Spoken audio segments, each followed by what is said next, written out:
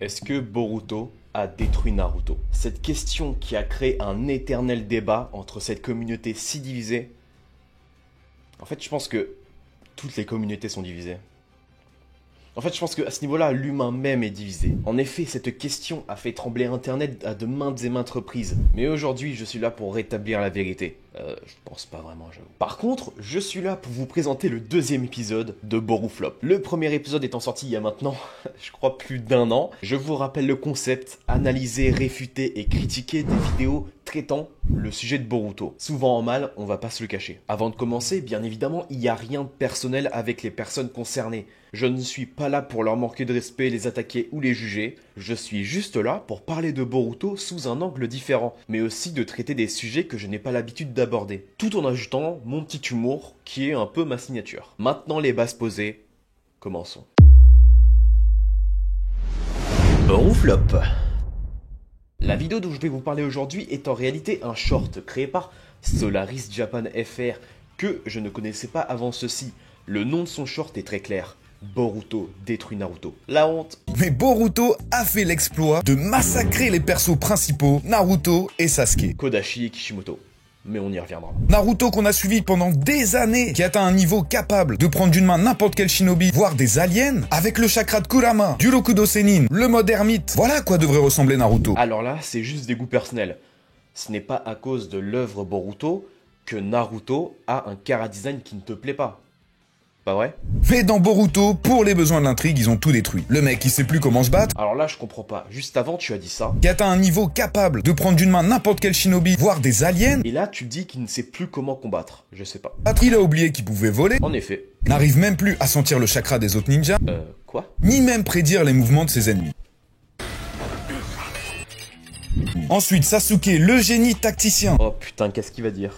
capable de maîtriser le Katon, le Raiton, faire jeu égal avec Naruto. Maintenant, il arrive même plus à maîtriser son propre chakra, a des soucis avec son Rinnegan, et doit utiliser des petits tours de passe-passe pour même pas avoir le niveau qu'il avait à la fin de Shippuden. Comment ça?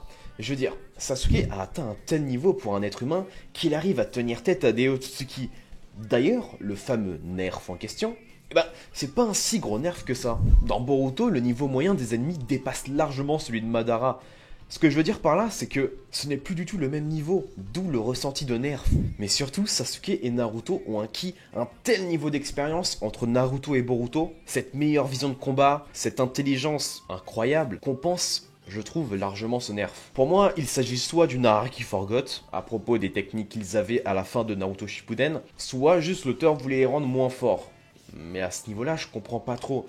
Car, en fait, même avec leur niveau à la fin de Shippuden, ils se seraient fait, mais détruire par un Ishiki, par exemple. Et puis encore une fois, ce n'est pas à cause de l'œuvre Boruto en elle-même, mais à cause des auteurs. C'est eux qui choisissent ce qui se passe dans leur œuvre. En soi, Boruto n'y est pour rien, mais prend à chaque fois, car c'est très simple de cracher sur Boruto. Mais c'est surtout cette comparaison constante avec Naruto qui détruit Boruto, justement. Et pour en revenir à Sasuke et Naruto par rapport à leur puissance, tout ça, Code nous a montré que rien ne vaut de la puissance si elle est mal utilisée. On est loin du shinobi redoutable qu'on connaissait. Sasuke était l'un, si ce n'est le meilleur des shinobi dans Boruto. Après, c'est sûr que si tu le mets face à un Ishiki, c'est sûr qu'il sera moins redoutable. Mais vas-y, mets-le face à un Hashirama ou un Killer Bee, qu'on rigole. Sinon, tu aurais pu aussi citer Shikamaru, Hokage remplaçant, et Konohamaru, son bras droit, ou même Ino, qui est une des personnes les plus importantes à Konoha. Bon, on va entrer dans la deuxième partie de la vidéo. Et je vous le dis, vous n'êtes pas prêts pour ce que je vais dire. Enfin, je pense que vous allez dire « What? Il est sérieux ?» Et oui. Que penser de cette vidéo? Short. Et déjà, c'est très basique. Je parle des arguments, bien sûr. Enfin, tout le monde en a déjà parlé je ne sais pas combien de fois. Mais ce n'est pas après 90 chapitres de Boruto que tu vas apprendre ça aux personnes qui lisent le manga. Enfin, ça, on le sait depuis le chapitre 2 de Boruto Naruto Next Generations. Que Naruto et Sasuke sont un peu moins puissants, que Chara Design, que ceci, que cela. Mais bon, pour ceux qui n'y connaissent rien, ça fait vraiment passer Boruto pour un truc de merde. Hein. Tu vois, genre toute cette sorte de propagande qu'il y a envers Boruto qui décribilise l'œuvre, c'est sûr que ceux qui n'ont jamais regardé, en fait, ils ont un avis déjà bien forgé sur l'œuvre, hein, je vous le dis. Ouais, je trouve que ces vidéos sont vraiment très péjoratives sur Boruto, car comme d'habitude, les critiques envers Boruto, c'est toujours via comparaison avec Naruto, ou alors les fillers. D'ailleurs, il ne cite pas les fillers, donc c'est franchement un bon point. Je m'y serais attendu à entendre ça. Car en soi, le fait que Naruto et Sasuke soient nerfs dans Boruto, c'est si grave que ça. Est-ce que ça t'empêche de lire ou même regarder Boruto? Je sais pas si vous êtes déjà posé cette question, vous qui êtes du même avis que Solari. Bon, pas seulement du même avis, mais au même degré, jusqu'à dire que à cause de ça, Boruto détruit Naruto. Au final, Naruto et Sasuke ont une vie de famille. Naruto a une femme incroyable, Hinata, 2 enfants, car contrairement à ce qu'on peut entendre, Boruto n'est pas un connard avec son père. Il lui a certes manqué de respect durant, allez, 3 chapitres, mais c'est tout. Et d'ailleurs, cette scène-là, où on veut nous montrer que Naruto n'arrive plus à anticiper les coups de ses adversaires, et ben c'est cette scène où Boruto a dégagé Naruto pour que Kawaki l'exécute, car Boruto représente un trop grand danger et a décidé de lui-même de se faire tuer car il représentait un danger envers le monde et qu'il avait surtout failli tuer son propre père. Si ça, ce n'est pas de l'évolution, je comprends rien. Et malgré ça, Naruto fait tout pour protéger le village au péril de sa vie. Et pour Sasuke, il a également une vie de famille.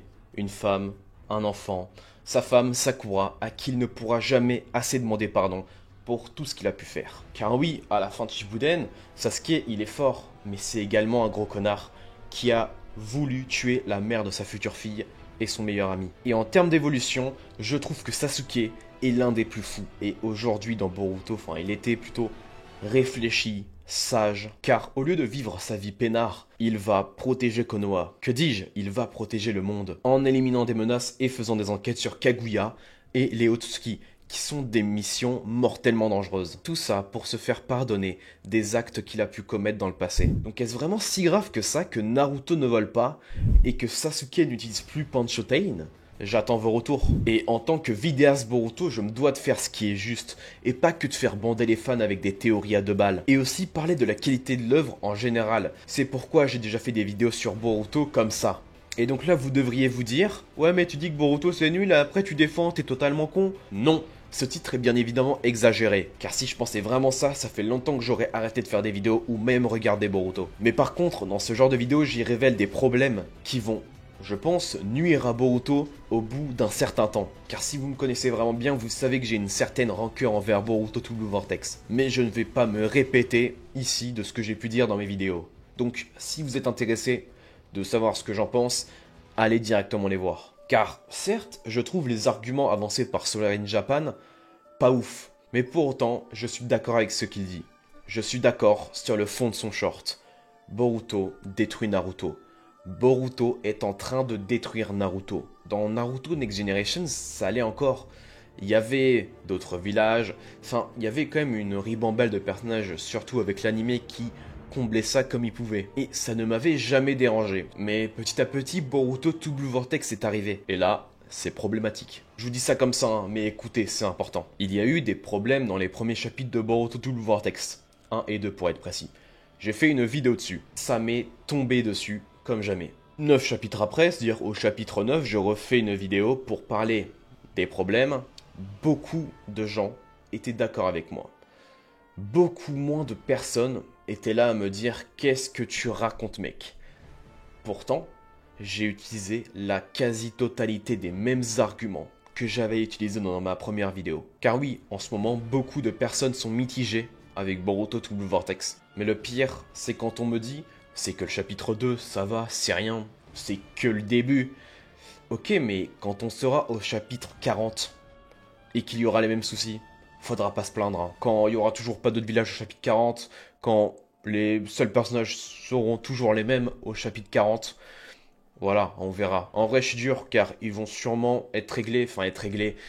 Ça va sûrement, c'est obligé que ça arrive. On est d'accord. Mais bon, les 10 premiers chapitres de Boruto, ils sont comme ça et ils ne changeront pas. Ça veut dire que beaucoup de choses ont été oubliées et ne seront plus là. Et pour moi, tout ça, c'est gâché. Donc, depuis tout à l'heure, je vous casse les couilles en disant les problèmes, les soucis. Mais je vais vous expliquer réellement de quoi je veux parler. Mais d'abord, revenons à Solari Japan. Écoute-moi, si tu veux des arguments pour critiquer Boruto, je vais t'en donner. Et c'est des vrais arguments. D'ailleurs, pardon, mais ils sont irréfutables. D'abord, en ce qui concerne l'ancienne génération, au lieu de parler de Sasuke et Naruto, qui sont pour moi des réussites dans Boruto, parle de l'actuelle inexistence que dis-je, la disparition de quasiment tout le monde. Les autres villages, ils sont plus là. Les Kage, ils sont plus là. Sakura, elle est plus là. Kakashi, Guy, ils sont plus là. Les autres ninjas, ils sont plus là. Les funérailles de Naruto, elles sont pas là. Prenons un exemple, Sakura, qui est un personnage que j'apprécie énormément. Donc, il y a Hidari qui débarque à Konoha. Donc, Sasuke en gros. Vu qu'il y a Ino, toute l'équipe de détection, ils savent que Sasuke est là. Il était censé avoir disparu depuis 2 ans. Il n'y a pas de Sakura, il n'y a personne. Personne n'est là. Voilà. Son mari, mais non. Tout le monde s'en fout. Ensuite, sa fille qui risque sa vie pour protéger le monde. Et là, qui va se taper un Hidari en 1v1. Donc, toujours pas là. Donc, super. Bravo à la mère de famille. Voilà. Comment décribiliser un personnage? Et là, je reste très gentil parce qu'il y a énormément de choses à dire. Donc, si tu veux, actuellement, Boruto, c'est une map. Donc voilà, tu prends Konoha. Mais tu prends une petite zone, voilà, une petite partie Konoha. Imagine que c'est Fortnite, tu drops une poignée de personnages et ils ne peuvent interagir qu'entre eux. Voilà, c'est quoi Boruto Double Vortex. Donc oui, Boruto est actuellement en train de détruire Naruto en oubliant les autres villages, en oubliant tous les autres personnages, en oubliant l'amitié de Gaara avec Naruto, en oubliant les funérailles de Non mais ça c'est une dinguerie, n'oubliez les funérailles de Naruto et Hinata. Naruto, c'est celui qui a sauvé le monde. Sasuke pareil, et ils sont morts, entre guillemets, dans l'indifférence la plus totale. Hiruzen Sarutobi a eu des vrais funérailles de bâtard. Naruto n'a rien eu. Moi, je m'attendais, premier chapitre de partie 2 de Boruto, funérailles de Naruto, avec tous les Kage, tous les anciens gars de Naruto Shippuden qui sont là, qui sont en train de se recueillir. Rien du tout. Et ça me choque vraiment personnellement. Oui, l'ancienne génération doit laisser sa place. Mais laisser sa place ne veut pas dire disparaître. Surtout au gré des envies du scénario. Hein, Kurama? Malgré ça, je reste un fan de Boruto. Mais ces détails me posent un réel problème. Je ne sens plus ce goût avec Boruto. L'œuvre devient si lisse. Je me souviendrai toujours des moments marquants, de joie, de rire que j'ai pu passer grâce à cette œuvre. Je n'ai plus ce grain de joie que j'avais avant. Et j'espère de tout cœur qu'ils ne continueront pas dans cette voie pour respecter Naruto, pour donner à Boruto ce qu'il mérite tant, la reconnaissance.